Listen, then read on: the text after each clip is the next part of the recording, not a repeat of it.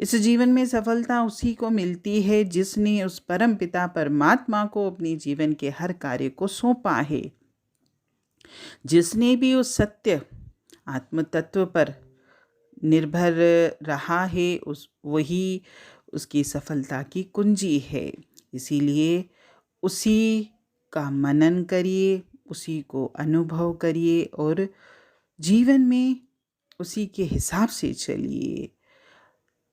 फिर देखिएगा इस संसार के नाम, इस संसार के रूप आपको खोजते फिरेंगे।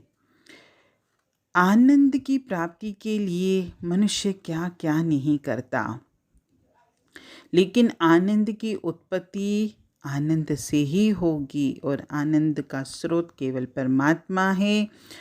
और जब हम परमात्मा से जुड़ते हैं तभी हमको आनंद की पूर्णता का अनुभव होता है। इस संसार में जिसने भी अपने जीवन को उस परम पिता परमात्मा को समर्पित किया है, उसी ने सही मायने में जीवन जिया है। इस संपूर्ण जगत को पानी का बुलबुला समझना चाहिए। ये क्षण भंगुर है, कभी भी इसका नाश हो सकता है। और ये तो प्रत्यक्ष आप अपने जीवन में अनुभव करिएगा कि जीवन में जिनके लिए पूरा जीवन हमने न्यौछावर कर दिया, एक क्षण में वो पानी के बुलबुले की तरह गायब हो जाते हैं। इसलिए हमको इन रिश्तों को, इस जगत के सभी प्राणियों को, जो भी हमारे पदार्थों से या रिश्तों से जो मोह अटका हुआ है, इनसे हटाना है। हमें अपने आप को और अपनी आत्मा में स्थिर होना है, क्योंकि ये आत्मा ही अजर अमर है और बाकी ये देह चाहे मेरी हो चाहे संसार के लोगों की हो, सबकी नाशवान है। और कोशिश ये करें हम कि ना शौक करें किसी चीज़ का, ना मोह करें। अगर एक आदमी, एक इंसान आपको पापी कहता है, दुष्ट कहता है, दुर्जन कहता है, आपकी निंदा करता है, और दूसरा आपको सज्जन कहता है, अच्छा कहता है, यानी कोई आपकी स्तुति करके आपको फुला देता है तो कोई निंदा करके आपको सिकुड़ा देता है, तो ये दोनों ही स्थितियाँ आपके लिए सही नहीं हैं।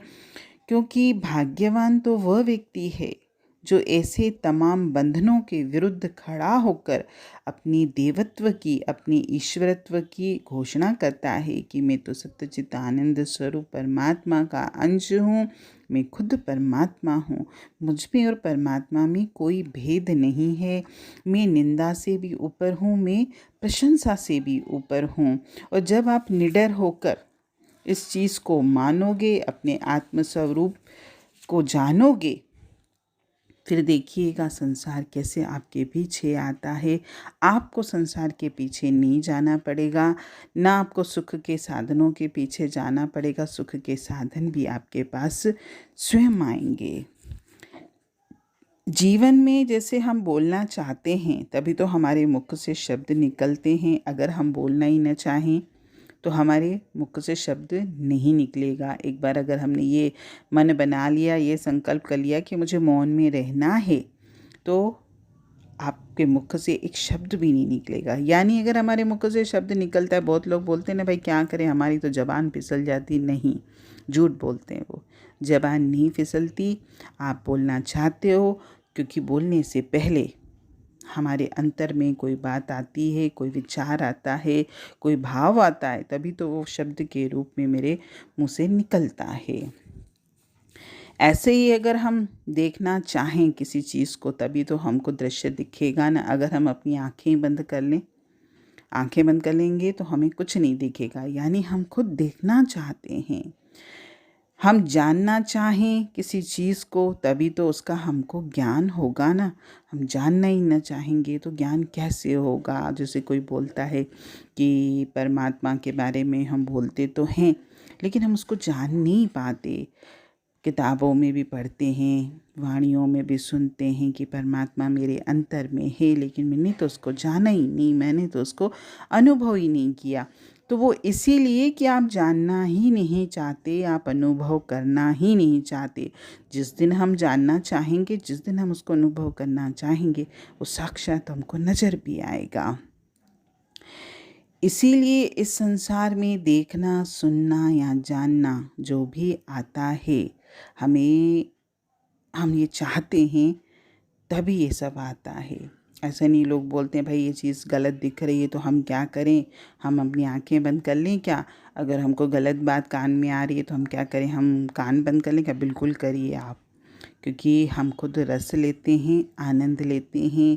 हमको जो भी चीज़ सामने दिखती है तो भरपूर उसका आनंद लेते हैं। भगवान ने आपको पलकें दी हैं, उनको बंद करिए, आप मत देखिए। और कान अगर सुनने के लिए दिए हैं तो अगर कोई गलत बात आती है कान में तो उंगली डाल के कान को भी बंद करिए। और जितना हम कम देखेंगे, जितना हम कम सुनेंगे, उतना ही हम ज़्यादा जानेंगे, और जानेंगे उस परमपिता परमात्मा को। हमारी ज्ञान की बुद्धि भी विकसित होगी, हमारा ज्ञान भी आगे बढ़ेगा। अभी तो क्या है, हम अपनी इंद्रियों के भोगों में लगे हुए हैं। जो देखना नहीं है उनको देखते हैं, जो सुनना नहीं है वो सुनते हैं। जब हम देखने सुनने में ही लगे रहेंगे तो हम उसको जानेंगे कैसे? कभी विचार तो करिए। हरि ओम।